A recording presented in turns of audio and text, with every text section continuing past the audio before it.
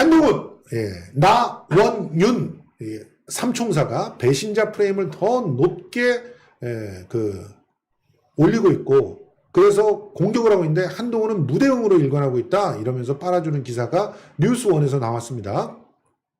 지금 사실은 배신의 정치라고 해가지고 굉장히 피해를 많이 본 사람이 유승민 의원인데 유승민 의원의 배신 프레임하고는 좀 다르게 지금 소환되고 있어서 뭐 아까도 지금 말씀하시다가 이제 마무리가 좀 안 됐지만 이 배신 프레임이 한동훈한테는 잘 먹히지 않는 느낌이 있다는 것은 윤석열 자체가 또 배신자로 글로 들어갔기 때문에 같은 배신자끼리 오히려 묶이게 이렇게 되는 그런 상황이잖아요. 윤석열이 배신자잖아. 원조 배신자. 아니 그게 배신자를 배신하면 원래대로 돌아간 거 아닌가요? 원래대로 돌아와야 되는데 안 돌아오는데. 그러니까 윤석열이 이제 대표적인 배신의 아이콘이고. 그렇죠.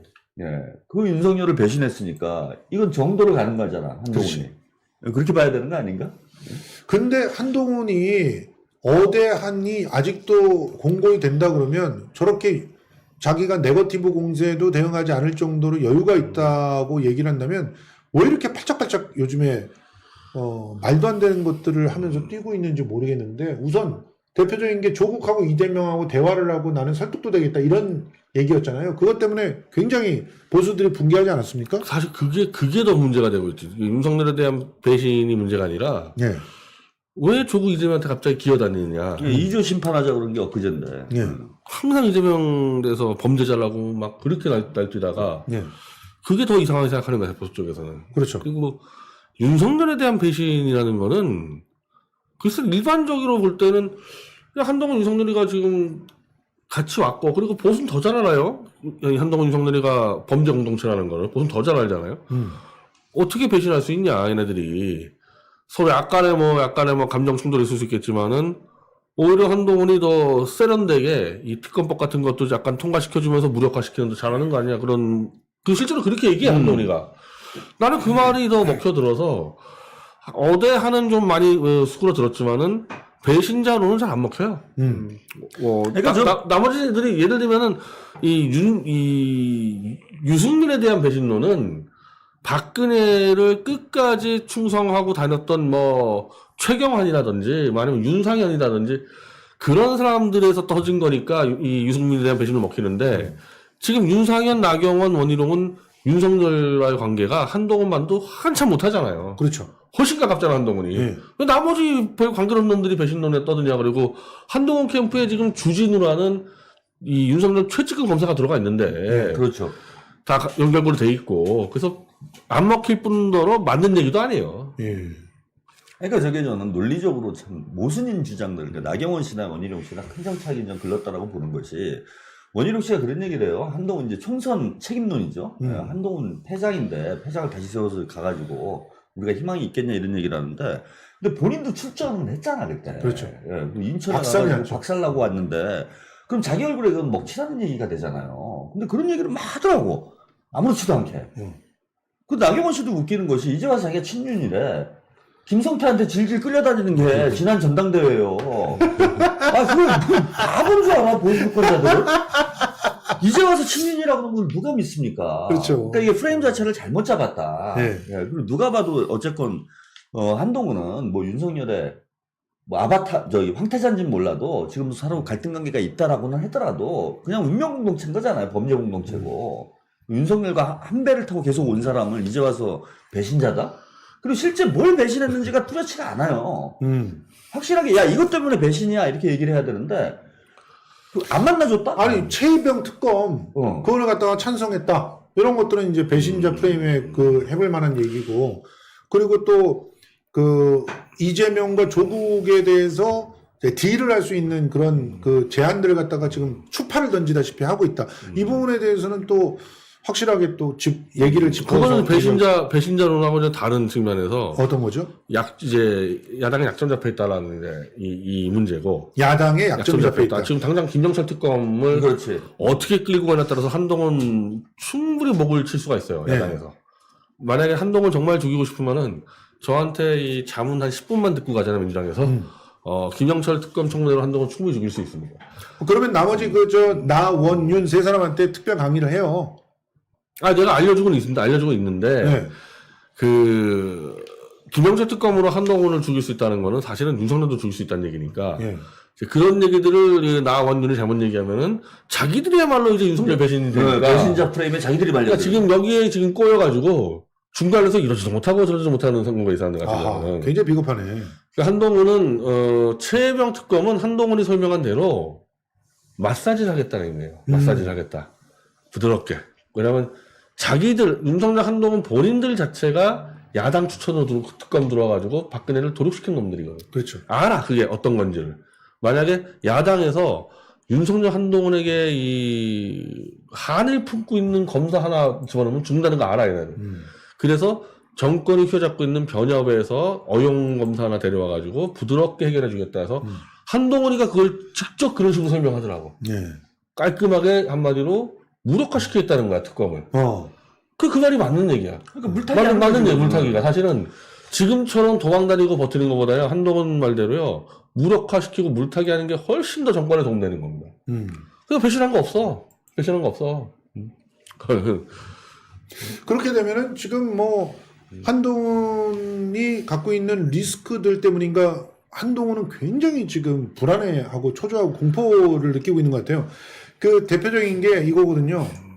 자, 청담동 첼리스트 한동훈 김의겸 소송 증인 출석하겠다.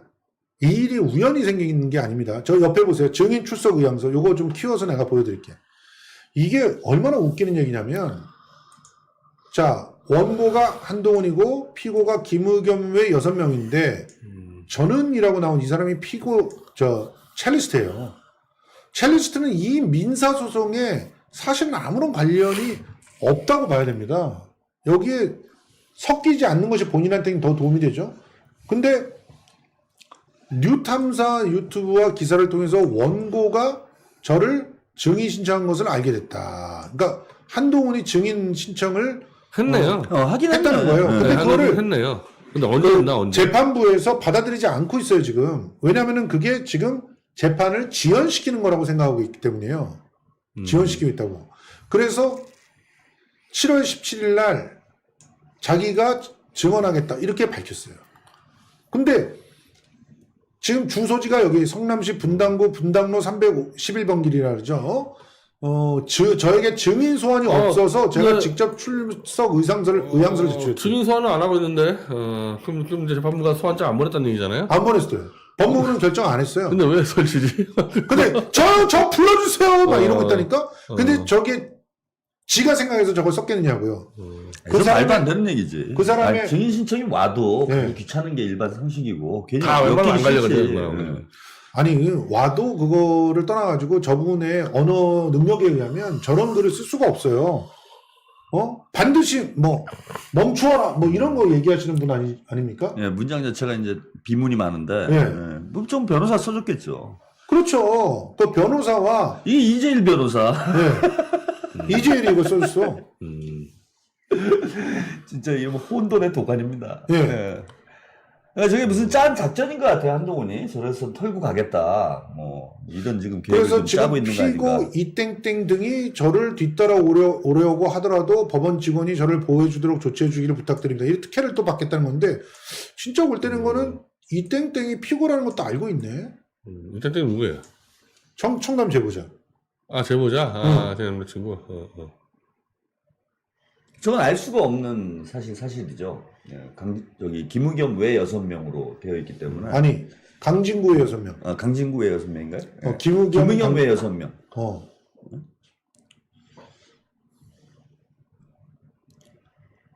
지금 이 내용을 보면은 야 진짜 출석을 할 건지 출석을 하게 되면은 어떤 일이 벌어질까요?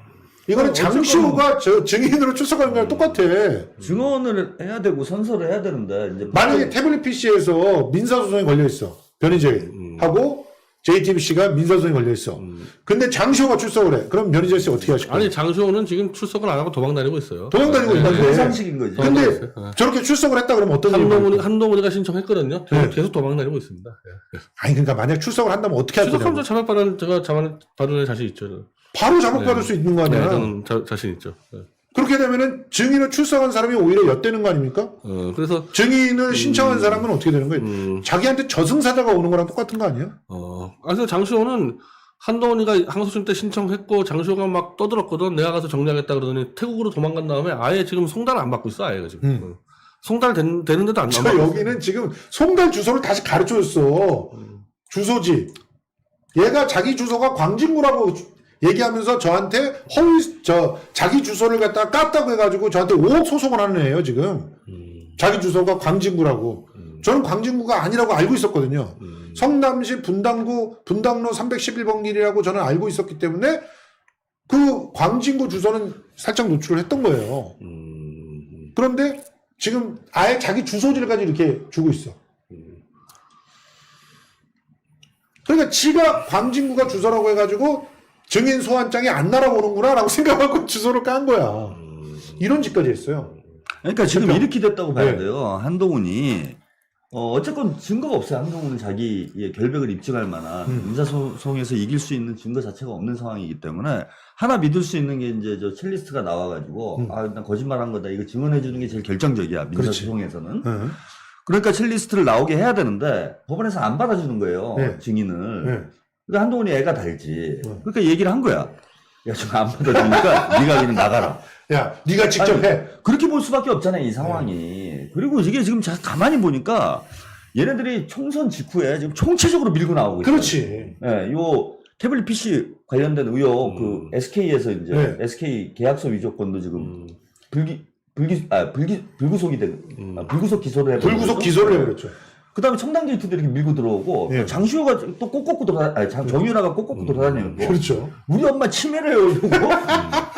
이것들이 총체적으로 지금 작업이 들어가고, 이 탄핵에 뇌관이 될 수 있는 걸 다 지금 덮으려고 한다. 그렇지, 한꺼번에. 네, 한꺼번에 덮으려고 한다. 그러니까 어쨌건 이번 총선에 탄핵 저지선은 막았기 때문에 윤석열은 이제 맥주 마시면서 기분은 좋았으나 여전히 불안한 거예요. 그렇죠. 8개만 넘어가면 탄핵 갈 수 있는 거기 때문에. 그래서 탄핵에 가장 확실한 스모킹 건이 될 만한 것들을 이번 여름에 다 덮겠다. 특히 한동훈이 당대표 나가면서 지금 다 덮으려고 하는 거 아닌가. 그렇죠. 그러면서 무리수를 둔다. 저게 다 무리수거든요. 예. 그 SK 뭐 뒤에 말씀을 드리겠지만 그것도 뭐 계약서가 뻔히 공개가 돼 있는 상황이고 그렇죠. 기소를 했다가 오히려 국민참여 재판 돼가지고 여기저기 시끄러워지면 자기들만 불리한 상황이 될 거고. 근데 국민참여재판은 안 받는다고 하는 겁니까, 계속?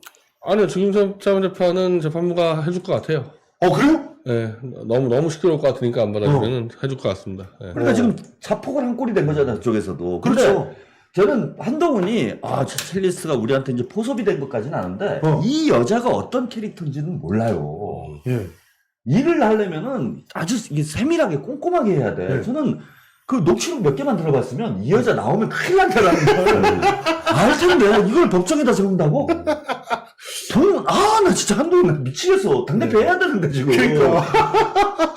지금 7월 17일 날 나오면 저것도 시끄러져요. 분명히 헛소리 합니다. 저 정도가 여자. 아니라 7월 23일이 전당대회예요. 7월 17일 날 만약에 저쪽에서 폭탄이 터지면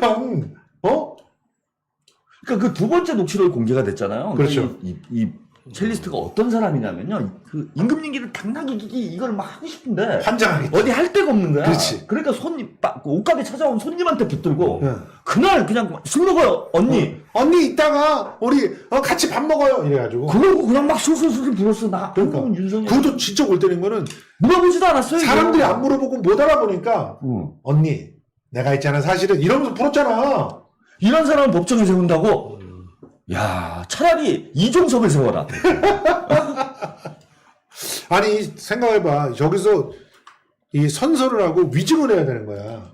그런데 우리 변희재 대표 같은 그런 능수능란한 사람이 딱 있다고 생각해봐. 근데 여기에 김의겸 소송의 변호사가 김윤우 변호사, 조성호 변호사예요. 이 사람들 가만히 있겠어요? 그렇게 됐을 때 과연 위증의 위험을 지리설을 아마 촘촘하게 한 100개 이상 만들 텐데. 그렇죠. 100개 이상 만들죠. 저도 견뎌낼 수 있나? 한 100개 만듭니다. 그렇죠. 못 발랑할 텐데. 예.